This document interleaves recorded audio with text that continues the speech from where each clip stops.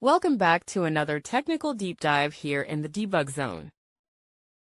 Today, we're tackling a big question and breaking it down with insights from other users. Hopefully, this clears up some misconceptions and helps you get the answer you need. So, buckle up, stay a little curious, and let's jump right in.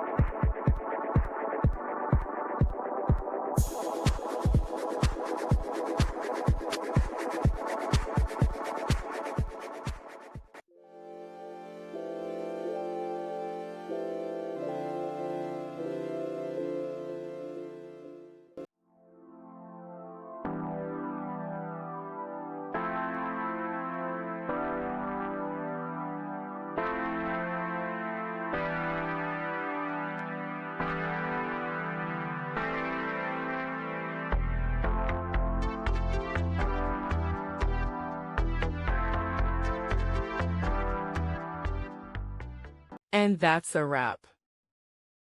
I hope you found the answer you were looking for. If you did, take a second to hit that subscribe button. It really helps out. And let me know in the comments which solution worked best for you. See you next time in the debug zone.